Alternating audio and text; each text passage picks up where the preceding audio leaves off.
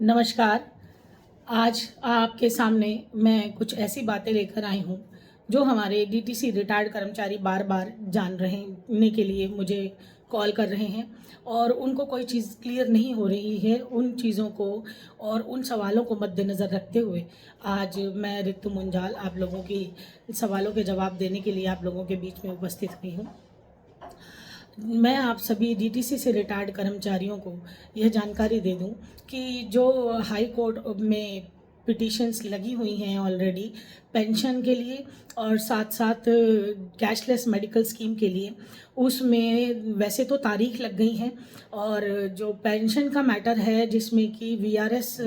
लेकर रिटायर्ड हुए कर्मचारी भी शामिल हैं, उनके लिए जो तारीख लगी है वो 7 फरवरी है। और जो कैशलेस मेडिकल स्कीम जिसमें इम्प्लीड होने जा रहे हैं 300 एम्प्लॉयज़ और वैसे बाकी जितने भी कर्मचारी जो अभी तक इम्प्लीड नहीं हुए हैं उनको भी उस सुविधा का लाभ मिलने जा रहा है, जिसमें जो अगली तारीख है वो 22 मार्च है। उससे पहले पहले हमें अपनी फाइल्स को कंप्लीट करके कोर्ट में इम्प्लीटमेंट की एप्लीकेशन जमा करानी होगी ताकि आप लोगों को उस सुविधा का लाभ मिल सके और आपके खातों में पेंशन के साथ साथ कैशलेस मेडिकल स्कीम से जो बेनिफिट मिलते हैं उनका लाभ आप लोगों को मिल सके। अब जैसा कि कुछ कर्मचारी मेरे पास आ रहे थे जो कि 2, 3, 4 महीने से जिनकी पेंशन नहीं आई है, जैसा कि आप जानते ही हैं कि दिवाली के समय पे भी मुझे जो जानकारी मिली थी सक्सेना साहब से और चीफ सेक्रेटरी के ऑफिस से तथा डीटीसी के पेंशन सेल के जो अधिकारी हैं संजय सक्सेना जी, उनसे बातचीत करने के दौरान पता चला था कि हम लोग सब उनकी जो मुझे बयान मिला था और उस बयान को मैंने आपके सामने रखा था वो ये था कि जितने भी ऑप्टेड कर्मचारी हैं हम उनको पेंशन दे रहे हैं और आपके पास अगर ऑप्टेड हैं तो आप उनको भेज दीजिए 10-10, 15-15 करके, तो हम उनको भी टाइम से फाइल चेक करके उनकी पेंशन दे देंगे। लेकिन देखिए ये अधिकारी जो हैं ये ज़बान पर कुछ और कहते हैं, सामने कुछ और कहते हैं, लेकिन पीठ पीछे कुछ और करते हैं। और इसी तरह ही जो हमारे राजनेता हैं जैसे ट्रांसपोर्ट मिनिस्टर हो गए या चीफ मिनिस्टर हो गए, ये भी सेम वही बात कर रहे हैं। एक तरफ तो ये कहते हैं कि हमें इन बुजुर्गों का दुख हमसे देखा नहीं जा रहा, ये सड़कों पर बैठे हैं और तड़प रहे हैं तो हम इनकी मदद कर रहे हैं, लेकिन मदद के तौर पे हम जल्दी से जल्दी समाधान करने के लिए तैयार हैं और आप लोगों को पेंशन आपके खातों में जल्दी से जल्दी पहुँचाने की कोशिश करेंगे। लेकिन वो जल्दी से जल्दी की कोई तारीख अभी तक निश्चित नहीं हुई है। और दूसरी तरफ जो न्याय प्रक्रिया है उसका भी मैंने आपको पूरी जानकारी समय समय पर मैं देती रही हूँ और आज 24 फरवरी 2023 मैं आप लोगों के 24 नवंबर 2023 मैं आप लोगों के बीच में इन्हीं सब बातों को लेकर और इन्हीं सारे आपके सवालों के जवाब को लेकर उपस्थित हुई हूँ, आपको ये जानकारी देने के लिए कि आप लोग बिल्कुल हताश ना हो, निराश ना हो और हौसला ना छोड़ें। आप लोगों की पेंशन और आपकी चिकित्सा सुविधाएं, मेडिकल फैसिलिटीज़ जो कि कैशलेस होने जा रही हैं, वो आपका जीने का अधिकार है और ये सरकार की जिम्मेदारी बनती है कि आपको इन सुविधाओं का लाभ मिले। टाइम टू टाइम आपको सारे इलाज फ्री हो जाएं, आपके कैशलेस हो जाएं और आपकी जो पेंशन रुकी हुई है, आपका जो एरियर का पैसा रुका हुआ है वो आपको मिल जाए। अभी थोड़ी देर पहले मेरे पास एक कर्मचारी आए थे, अशोक भार्गव जी, उनका मैंने बातचीत की उनसे और सुना कि उन्होंने वो वीआरएस लेकर रिटायर हुए एक एम्प्लॉय हैं वेद प्रकाश जी, जो कि कैट यानी कि सेंट्रल एडमिनिस्ट्रेटिव ट्रिब्यूनल में उन्होंने केस डाला था और वो वीआरएस लेकर रिटायर हुए थे क्योंकि 2 ऑप्शन थे उस टाइम पे डीटीसी में, एक कि या तो आपकी 10 ईयर की क्वालिफाइंग सर्विस हो कंप्लीट या आपकी 40 साल की उम्र हो। जो कर्मचारी ये क्राइटेरिया पार करते हैं और इस क्राइटेरिया पर उतरते हैं खरे, तो उनको पेंशन मिलने का राइट है और उनको मिलनी चाहिए। और यही चीज़ सेंट्रल एडमिनिस्ट्रेटिव ट्रिब्यूनल ने वेद प्रकाश जी के फेवर में ऑर्डर किया और उनको पेंशन और एरियर के साथ साथ कैशलेस मेडिकल सुविधा का बेनिफिट भी दिया। और इसके देने के बाद इसके खिलाफ डीटीसी जो है वो हाई कोर्ट पहुंच गई और हाई कोर्ट से भी डीटीसी को हार का मुंह देखना पड़ा, उनके ऊपर जुर्माना भी लगा तथा उनकी पेंशन बहाल करने के लिए, और हाई कोर्ट ने भी यही स्टेटमेंट दी और यही ऑर्डर पास किया कि इनकी क्वालिफाइंग सर्विस पूरी है और ये अगर वीआरएस लेकर भी रिटायर हुए हैं तो इनके पास बस एक ही प्रॉब्लम है कि जो फंड इन्होंने वीआरएस के टाइम पे लिया है अगर वो उसको वापस कर देंगे तो उनको पेंशन अवश्य मिलेगी। और लेकिन डीटीसी फिर भी नहीं मानी। हाई कोर्ट से मुंह की खाने के बाद, जुर्माने के बावजूद भी डीटीसी सुप्रीम कोर्ट में पहुंच जाती है अपील में। और सुप्रीम कोर्ट भी यही कहता है कि जो कर्मचारी हैं वेद प्रकाश जी, वो पेंशन के अधिकारी हैं, उन्हें पेंशन मिलनी चाहिए। और आज की डेट में उनको पेंशन मिल रही थी, परंतु वो जो समस्या अभी आप लोग काफ़ी समय से झेल रहे हैं, 3-4 महीने से लगातार आप लोगों की पेंशन रुकी हुई है। ये वही कर्मचारी हैं जो कि कोर्ट से भी जीते हुए हैं और सारे क्राइटेरिया को पूरा करते हैं, जो सीसीएस पेंशन रूल है उसकी क्राइटेरिया को पूरा करते हैं। इनफैक्ट जितने भी कर्मचारी, आपकी नॉलेज के लिए बता दूं, जिन्होंने डीटीसी को अपनी सर्विस दी है, अपनी ज़िंदगी के साल दिए हैं, चाहे वो 10 साल दिए हों, 8 साल दिए हों या उससे ज़्यादा, 12 साल, 22 साल, 33 साल, 34 साल, 39 साल तक, मेरे पास ऐसे ऐसे कर्मचारी हैं जिनकी 39 ईयर्स की भी क्वालिफाइंग सर्विस है। और कुछ ऐसे कर्मचारी भी हैं जिन्होंने अपना वीआरएस का फंड भी नहीं लिया, और वीआरएस का जब ये छलावा दिया डीटीसी ने, उसको भी उन्होंने एक्सेप्ट नहीं किया और ना ही कोई ऑप्टेड नॉन ऑप्टेड होने का फॉर्म भरा। उसके बावजूद भी आज भी उनके खातों में पेंशन नहीं आ रही है। इस चीज़ को मैंने बहुत बार अपनी रिप्रेजेंटेशंस के माध्यम से और इनके कंप्लेंट्स के माध्यम से विभाग को भी जागरूक किया है, उनको भी बार बार डिटेल भेजी है मैंने और जवाब मांगे हैं। लेकिन आप लोग आम आदमी की तरह बात करते हैं और हम वकील होके वकालत के और पॉइंट्स को लॉ पॉइंट पे भी बात करते हैं। पर डीटीसी का एक प्रॉब्लम ये है कि डीटीसी के जो भ्रष्ट अधिकारी हैं वो भ्रष्टाचार के चलते अपने जवाब को इतनी बुरी तरह से घुमा देते हैं और wide so and so circular, wide so and so order, wide so and so number करके डाल के पूरी जानकारी ना देके सिर्फ इतना ही कहते हैं कि आपकी पेंशन इस वजह से नहीं आ रही है क्योंकि wide so and so number, wide so and so order, इससे उलझा रहे हैं। लेकिन आप लोग इतना ध्यान रखिए कि ये इनके जितने भी ये छलावे या जितना भी धोखा ये दे रहे हैं कर्मचारी, उसके छलावे में हम लोग नहीं आएंगे और ना ही किसी कर्मचारी को इससे जद्दोजहद करनी पड़ेगी, क्योंकि जिन लोगों के लिए, जिन कर्मचारियों के लिए नमस्कार हम लोग काम कर रहे हैं, उन सभी को आज की डेट में अपनी फाइल्स को कंप्लीट करने की ही ज़रूरत है और अपने दस्तावेज तैयार करने की ज़रूरत है,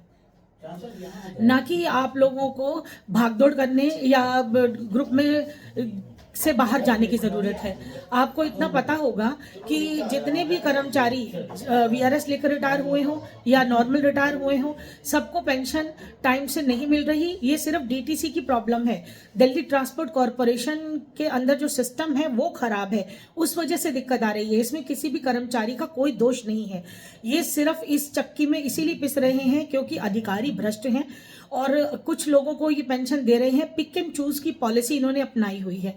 जिन्होंने कोर्ट के ऑर्डर्स दिए हैं इनको, उसको ये मान के किसी को तो पेंशन दे रहे हैं, किसी को नहीं। तो देखिए अब हमारे पास चारा क्या बचता है? हमारे पास चारा ये बचता है कि हम या तो धरने प्रदर्शन करते हुए अपने आप को सड़क पे लाएं, जैसे कि थोड़े टाइम पहले हम लोगों ने 11 अक्टूबर, आपको याद होगा कि एक धरने और प्रदर्शन का हिस्सा भी हम लोग बने थे और फाइट की थी। तो हमारे पास ट्रांसपोर्ट मिनिस्टर ने खुद मुलाकात के लिए कुछ कर्मचारियों को बुलाया और ये कहा कि मेरे पास फाइल अब मेरे टेबल पर रखी हुई है, मैं जल्द से जल्द इनकी पेंशन बहाल कर दूंगा। लेकिन उस 11 अक्टूबर वाली बात को भी काफ़ी समय निकल गया।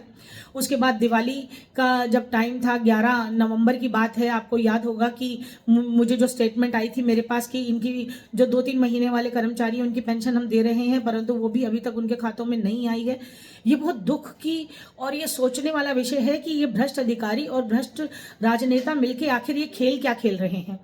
और ये जो धोखाधड़ी की पॉलिसी है ये कब तक चलेगी। इसका निवारण करने के लिए अपने पास अब 2 तरीके बचते हैं। पहला तरीका, मैंने जैसे आपको बताया, ये धरने प्रदर्शन वो तो कामयाब हो या ना हो उसकी मैं गारंटी नहीं देती, क्योंकि वो मसला हमारा है भी नहीं। हम लीगल पॉइंट पे बात करते हैं, कानूनी दाव पेच सारे जानते हुए, समझते हुए हम कोर्ट से भी रिलीफ लेने की लिए कोशिश कर रहे हैं। और जो कोर्ट की जहाँ तक बात है, कोर्ट में तारीख लगती है और समय लेती है कोर्ट भी हर काम को करने के लिए। अब आपने देखा होगा कि जब भी हमने रिप्रेजेंटेशन भेजी है तो उनके उल्टे सीधे आंसर हमें डीटीसी विभाग ने भेजे हैं। अगर हमने आरटीआईज लगाई हैं तो उन आरटीआईज में भी बहुत सारे कर्मचारी ऐसे हैं जिनकी जानकारी डीटीसी देने को तैयार ही नहीं है। विभाग में इतना भ्रष्टाचार है और इतने ज़्यादा कर्मचारियों के बीच में डिस्प्यूट है और नॉलेज की कमी होने की वजह से ये भुगतना पड़ रहा है उन कर्मचारियों को जो बेचारे काफ़ी टाइम से रिटायरमेंट लेके आज पेंशन के लिए दर दर की ठोकरें खा रहे हैं। और अब हमारे पास जो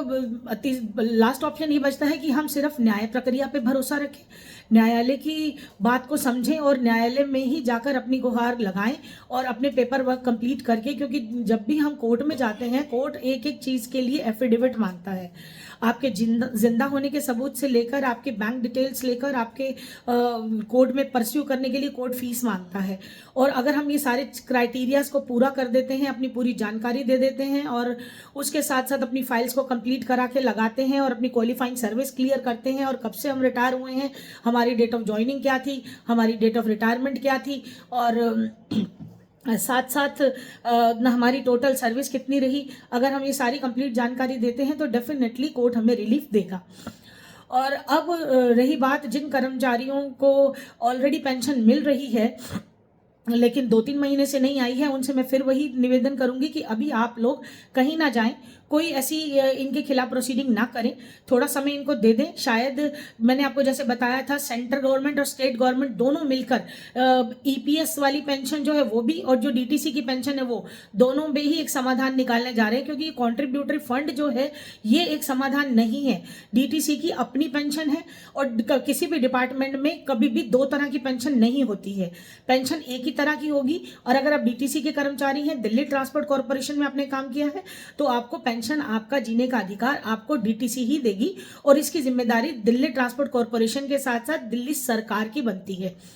और अब रही अगर दिल्ली सरकार इसमें आनाकानी करती है, आपको मेडिकल स्कीम देने के लिए, आपको कैशलेस सुविधा देने के लिए आनाकानी कर रही है या फिर टाइम वेस्ट कर रहे हैं, तो उसके लिए हमने इनको रिप्रेजेंटेशन देने के बाद अपने केस को इतना स्ट्रांग कर दिया है, इतना मजबूत कर दिया है कि आज नहीं कल आप लोगों के खातों में 100% पेंशन आएगी और आपके खातों में पेंशन के साथ साथ आपको कैशलेस मेडिकल स्कीम का लाभ भी मिलेगा। जैसा कि कुछ कर्मचारी मुझे सवाल जवाब कर रहे थे कि हमें समझ में नहीं आ रहा है कि हम कहाँ जाएं, क्योंकि हाई कोर्ट में आपने सारी वर्चुअल हेयरिंग की है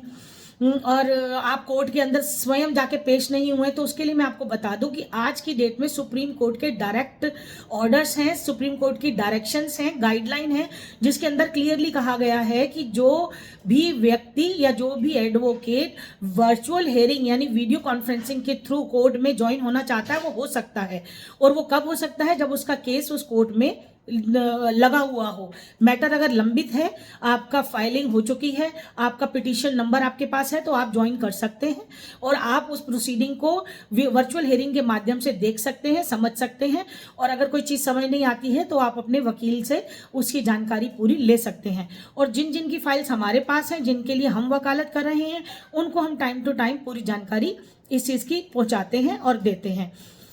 और अब हमने कोई भी ऐसा डिपार्टमेंट, कोई भी ऐसा मंत्रालय या कोई भी न्यायालय की कोई ऐसी प्रक्रिया जिसमें कि हम शामिल ना हो, हमने सभी तरफ अपने हाथ फैला रखे हैं। चारों तरफ हमने अपनी पिटीशंस, अपनी रिप्रेजेंटेशंस डाली हुई हैं। थोड़ा सा हौसला रखने वाली ही बात है सिर्फ। और कोई चीज़ अगर आपको समझ में नहीं आ रही है या कहीं आप रुके हुए हैं या आपको ऐसा लगता है कि आज तक कोई समाधान अभी तक नहीं निकला है, तो इसके लिए मैं सिर्फ इतना ही कहूँगी कि थोड़ा सब्र करके इस प्रोसीडिंग को आप देखें। क्योंकि जब हर चीज़ सरकार की नॉलेज में आ जाती है और कोर्ट की नॉलेज में आ जाती है और कोर्ट इसमें खुद सुमोटो लेता है, खुद संज्ञान लेता है, तो डेफिनेटली इंसाफ हमारे हक में ही होगा। मेरे पास बहुत सारे ऐसे केसेस हैं जो मेरे सामने डिसाइड हुए हैं। डीटीसी के रिटायर्ड कर्मचारियों की ही बात करूंगी मैं, जिन्होंने वीआरएस ली थी, वीआरएस लेके रिटायर्ड हुए थे, उसके बावजूद भी उन्होंने अपने फंड को रिटर्न करने के लिए कहा, लेकिन उनका एरियर इतना ज़्यादा था, उनके पेंशन का अमाउंट इतना कम था और जो उन्होंने फंड लिया था वो फंड भी बहुत कम था। अगर हम उसको वापस करने की बात भी हमारे ऊपर आती है तो उसको हम उस फंड में से माइनस करवाएंगे जो फंड आपने और आपका बनता है। आपका मान लो आप फॉर एग्जांपल आपकी 30 साल की क्वालिफाइंग सर्विस है, तो आपका 30 लाख रुपए का एरियर ही बनता है और आपकी 30,000 रुपए पर मंथ पेंशन बनती है डीटीसी से, ना कि ईपीएस वाली पेंशन। वो कॉन्ट्रीब्यूशन फंड, जैसे कि अभी थोड़े दिन पहले आपने देखा होगा कि 2014 में के बाद जो रिटायर हुए या जो 2014 तक रिटायर हुए उनके लिए एक सर्कुलर निकाला गया एज पर the judgement of Supreme Court कि आप लोग अपनी पूरी जानकारी अंशदान यानी कॉन्ट्रीब्यूटरी फंड के लिए जमा करवा दें और उस डिटेल को आप सबमिट कराएं। ऑनलाइन फॉर्म निकले थे और उसके माध्यम से आप दें। आज की डेट में उस बात को भी अभी 4 महीने हो गए हैं, उन 4 महीने के अंदर जिन जिन लोगों ने वो फॉर्म भरे थे और जमा कराए थे उनके भी रिजेक्शन मेरे पास आ रहे हैं। अब आप ये देखिए समस्या कितनी गंभीर है। एक तरफ 3-4 महीने की पेंशन, एक तरफ वीआरएस वालों की पेंशन, दूसरी तरफ जो कॉन्ट्रीब्यूटरी फंड ईपीएस वाले हैं उनके भी पैसे उनके खातों में ना नहीं आ रहे हैं, और उनकी पेंशन जो हायर पेंशन कहा कि आपकी पेंशन बढ़ा दी जाएगी वो भी रिजेक्शन के तौर पे लगातार। मैं आपको नाम बताऊंगी जो मेरे को याद है नाम, जैसे कि सोमनाथ लूथरा जी हैं, वो अभी हॉस्पिटलाइज्ड हैं, उनकी हालत इतनी खराब है कि वो हॉस्पिटल में ही लेटे हुए हैं और इलाज उनका चल रहा है। उसके चलते ही उन्होंने फॉर्म वगैरह अपने बच्चे से या जिससे भी सबमिट कराया होगा और उनके पास एक रिजेक्शन लेटर आ गया और रिजेक्शन लेटर ईपीएस ने भेजा है। तो ये सारी चीज़ें लगातार हमारे सामने आ रही हैं। और एक और चीज़ आपको मैं बताऊं, कुछ मार्शल्स के बारे में भी बातचीत हो रही है। 10,700 मार्शल फाइंड आउट हुए हैं जिनको दिल्ली ट्रांसपोर्ट कॉरपोरेशन ने बिना किसी नोटिस दिए, बिना किसी वार्निंग दिए, बिना किसी अल्टीमेटम दिए रातों रात नौकरी से निकाल दिया है। उनके घर में चूल्हा जलने के लिए उनके पास पैसे नहीं है, उनके पास रोटी खाने के लिए पैसे नहीं है, और उसकी जगह वो होम गार्ड्स की भर्ती कर रहे हैं। और ये समस्या भी मेरे सामने आ रही है। और ऐसे ही कुछ एम्प्लॉयज़ हैं जिनको ट्रेनिंग देकर 10 साल के लिए उनको टाइम पीरियड उनका गैप करके उनको घर पे बिठा दिया, फिर 10 साल बाद फिर कॉल किया और फिर उनको नौकरी दे दी, फिर कुछ टाइम फिर काम कराया, फिर 5-7 साल काम करा के फिर उनको बाहर कर दिया। तो ये सारी जो घपलेबाजी चल रही है, ये जो धांधली चल रही है, ये फर्जीवाड़ा चल रहा है, ये जो धोखाधड़ी आप लोगों के साथ हो रही है, इसके लिए हम लोग एकजुट होकर जब तक साथ नहीं देंगे, एक दूसरे का भरोसा नहीं रखेंगे एक दूसरे पर, और अपने वकील पर आप भरोसा नहीं रखेंगे तो कामयाबी नहीं मिलेगी। और रही बात, हम लोग आप तक पहुंचते हैं वीडियो के माध्यम से, आपको जानकारी देते हैं वीडियो के माध्यम से। आप सोचते हैं कि हम इंडिविजुअली मैडम को कॉल करें और आप मैडम हमें बताएं प्लीज़ हमारे मैटर का क्या हुआ या हमारे केस में प्रोसीडिंग कहाँ तक पहुंची। एक एक आदमी को एक एक डिटेल बताना पूरे दिन में पॉसिबल नहीं होता है, इसीलिए हम आप लोगों को एक बल्क में पूरी जानकारी देने की कोशिश करते हैं। और कोई बात अगर रह जाती है, कोई सवाल आपके मन में रह जाता है, तो मैंने आपको बार बार बोला है कि आप कमेंट बॉक्स में लिख दीजिए। आप अपनी कमेंट बॉक्स में जानकारी, पूरा नाम, पता, address, token number, batch number, date of joining, date of retirement note down कर दीजिए और बता दीजिए कि आपका क्या स्टेटस चल रहा है, कब से आपके पैसे रुके हुए हैं, कब से आपकी पेंशन रुकी हुई है, कब से आपको मेडिकल लाभ नहीं मिल रहा है। और आने वाला वक्त आप ही का है, आपको अपने स्वास्थ्य का ध्यान रखना है, आपको अपने आप को ठीक रखना है ताकि आप लोगों के खातों में आपकी पेंशन टाइम से मिले आपको और आप उस चीज़ के लाभ से वंचित ना हो। और ज़्यादा इसमें हरास होने की या परेशान होने की कतई ज़रूरत नहीं है। आज की डेट में समय वो आ गया है जिस टाइम पर दिल्ली सरकार, केंद्र सरकार, साथ में हमारी जुडिशरी भी इस पर वर्किंग कर रही है।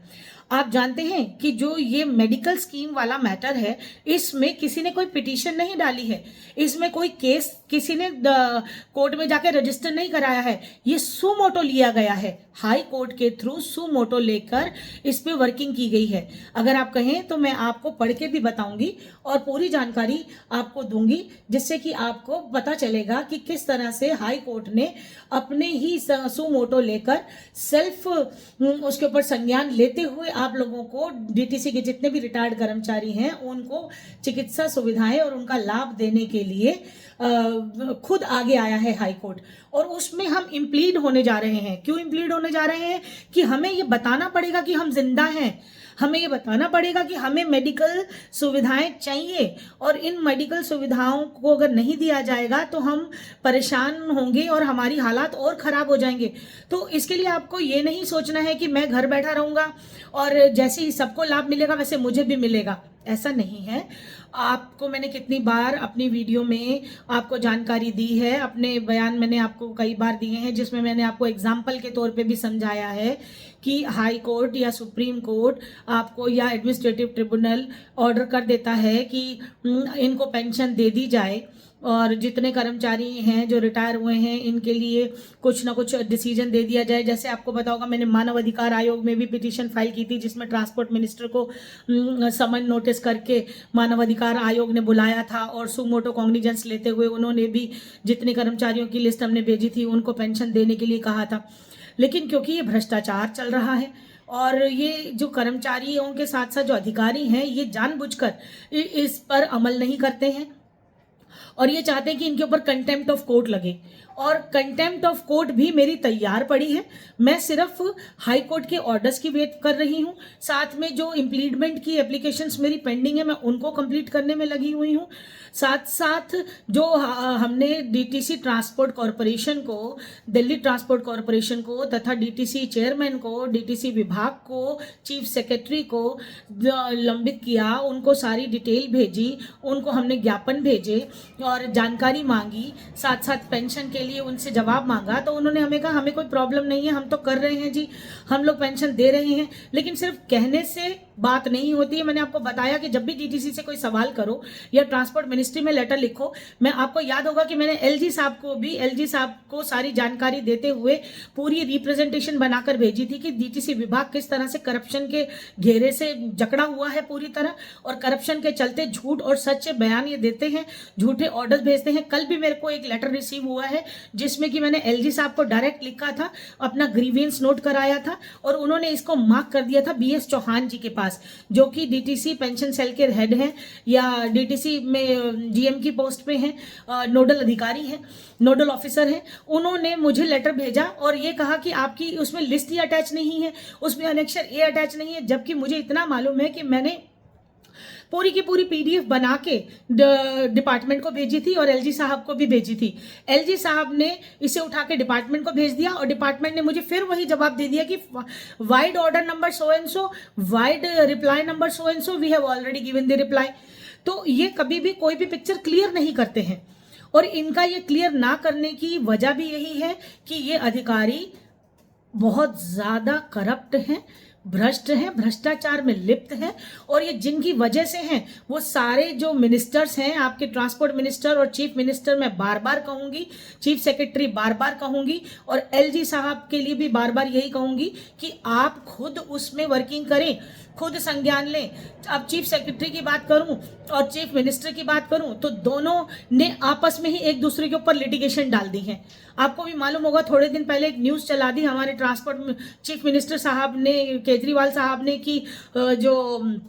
चीफ सेक्रेटरी हैं उनके बेटे जो हैं द्वारका एक्सप्रेसवे जो बनने जा रहा था, उसके द्वारका एक्सप्रेसवे में जो फंडिंग हुई या उसके ऊपर जो जमीनों का अधिकरण हुआ उसमें घपला हुआ है और उसमें उनका बेटा इन्वॉल्व है, तो हम उनको चीफ सेक्रेटरी को हटाने जा रहे हैं। इन चीज़ों से, इन सारे बयानों से हमें यही समझ में आता है कि ये एक दूसरे में आपस में लड़के, आपस में झगड़ के सिर्फ मीडिया को अपने तरफ करना चाहते हैं और खबरों में बने रहना चाहते हैं। असली मुद्दे पर कोई आने को तैयार नहीं है। मीडिया की बात करूं तो मीडिया भी पूरी तरह से बिका हुआ है। आपको क्या लगता है मजबूरी है हमारी ये वीडियो बनाकर आप लोगों को आप तक पहुंचना? क्यों नहीं हमें किसी चैनल के माध्यम से आपके पास आती हूं? क्यों आज तक और बाकी जो बड़े बड़े चैनल्स हैं वो क्यों हमारे पास नहीं आते हैं, या हमारा बयान क्यों नहीं लेते हैं, या कर्मचारियों का दर्द क्यों बयान नहीं करते हैं? वो छोटी छोटी झूठी मूठी खबरें जो वायरल हो रही हैं या सोशल मीडिया पे चल रही हैं, या पाकिस्तान की, तालिबान की, गाजा की, पता नहीं कहाँ कहाँ की ऊट पटांग खबरें सारा दिन टीवी में चलती रहती हैं, जिनका हमसे, हमारी पर्सनल ग्रीवियंस से, हमारे दर्द से, हमारे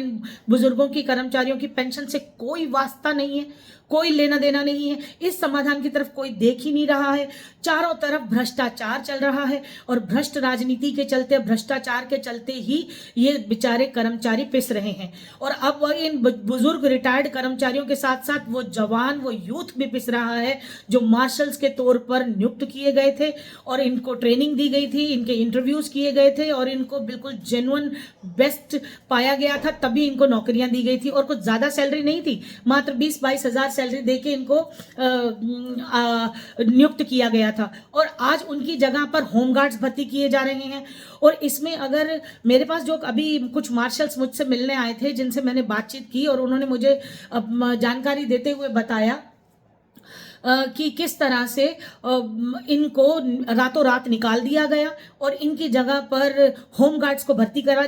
जा रहे हैं। और जब यही सवाल उन्होंने चीफ सेक्रेटरी से पूछा है या चीफ मिनिस्टर से पूछा है या ट्रांसपोर्ट मिनिस्टर के पास गए हैं, उनके पास जाके धरना दिया है या बातचीत की है, तो उस टाइम पे ट्रांसपोर्ट मिनिस्टर कहते हैं जी हम किसी भी मार्शल को नहीं निकाल रहे हैं, हम किसी की भी सैलरी रोक नहीं रहे हैं। इसका कहने का मतलब क्या हुआ? जबकि आप रोक भी रहे हैं और आप निकाल भी रहे हैं और इनको आपने रातों रात डिपो से बाहर कर दिया है।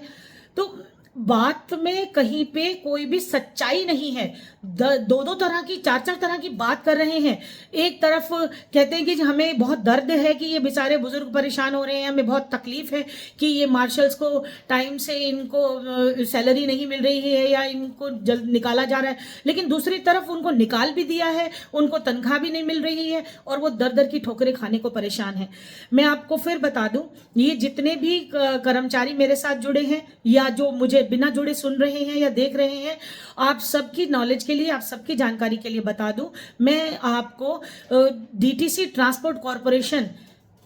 और दिल्ली सरकार, साथ साथ में government of NCT of Delhi के साथ साथ सेंट्रल गवर्नमेंट, सबको पार्टी बनाकर, और एलजी साहब भी इसमें पार्टी बनेंगे, इसमें चीफ सेक्रेटरी साहब भी पार्टी बन रहे हैं। इन सबको, जितनों को अपने रिप्रेजेंटेशंस भेजी हैं आज तक और अपने जवाब लिए हैं और जो उल्टे सीधे जवाब हमने इकट्ठे किए हैं, इन सारे जवाबों को इकट्ठा करके कोर्ट में हम लोग खड़े हो रहे हैं और अपनी इम्प्लीडमेंट, अपनी एप्लीकेशंस को, अपने आप को रिप्रेजेंट कर रहे हैं। जितने हमारे साथ जुड़ जाएंगे, मैं सबको कोर्ट के जरिए आपको इंसाफ दिलाकर रहूंगी और आपके साथ तब तक लड़ूंगी जब तक आप लोगों के खाते में आपकी पेंशन नहीं आएगी या आपको आपकी सैलरी टाइम से नहीं मिलेगी। आपके साथ कहीं भी नाइंसाफी होगी तो मैं ऋतु मुंजाल आप लोगों के बीच में रहकर आपको ये चीज साबित करूंगी और बताऊंगी कि मैं किस हद तक जाकर आप लोगों के साथ संघर्ष में आप लड़ूंगी और आपको इंसाफ दिलाकर रहूंगी। और मेरे साथ आज की डेट में मैं अकेली नहीं हूं, बहुत सारे सीनियर एडवोकेट्स हैं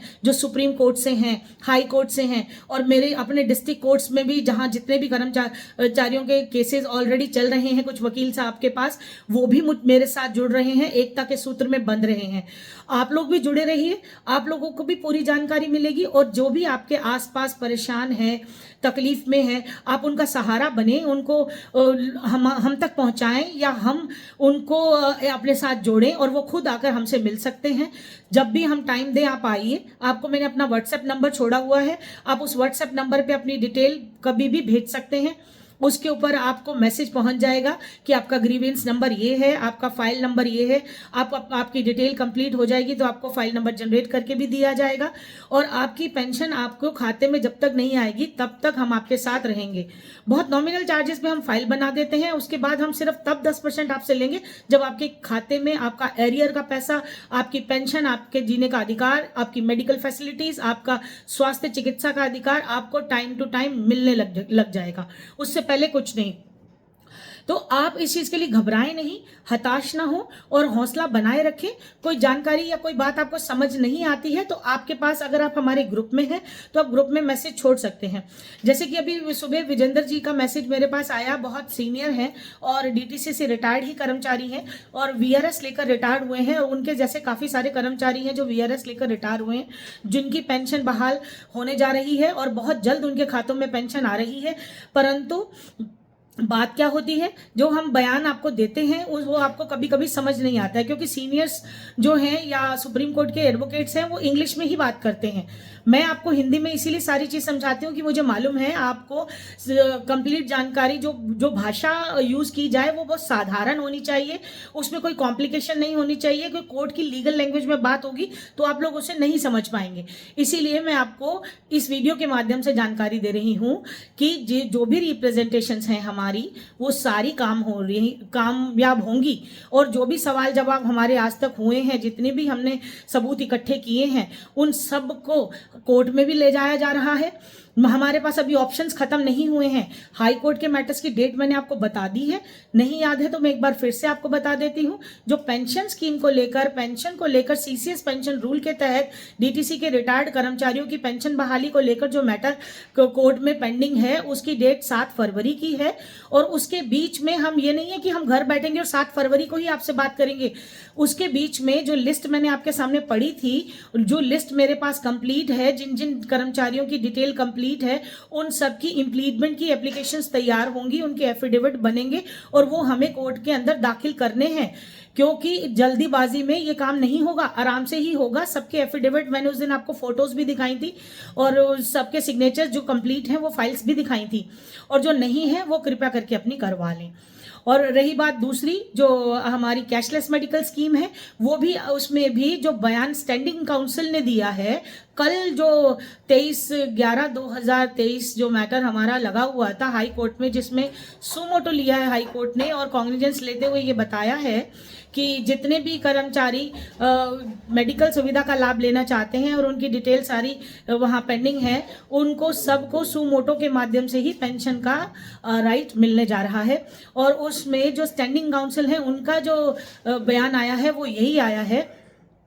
कि उनको दिल्ली सरकार के साथ साथ सेंट्रल गवर्नमेंट भी इस पर बहुत जल्दी समाधान देने जा रही है और 1-2 दिन में या हफ्ते 10 दिन के अंदर अंदर इसका सॉल्यूशन भी आपके हाथों में होगा। तो इसके लिए हम कोर्ट की डेट का वेट नहीं कर रहे हैं। अगर हमें कोर्ट में जाना भी पड़ रहा है तो हम इम्प्लीमेंट के माध्यम से अपनी एप्लीकेशंस को भी, अपने जितने भी कर्मचारी हमारे साथ जुड़ रहे हैं उनको हम सब को एक साथ लेकर वहां खड़े होंगे और सबके लिए लड़ेंगे, किसी एक के लिए नहीं, सबके लिए। तो इसीलिए आप लोग इस चीज़ को समझें, जानें और उसी के हिसाब से ही आगे कार्रवाई करें। फिर भी कोई आपका सवाल रह जाता है तो यू आर मोस्ट वेलकम, आप जानकारी ले सकते हैं, आप ग्रुप में मैसेज छोड़ दें, मैं आपको ज़रूर जवाब दूंगी। इसी के साथ मैं अपनी वाणी को विराम देती हूँ। नमस्कार, आपकी बेटी ऋतु मुंजाल। जय हिंद, जय भारत।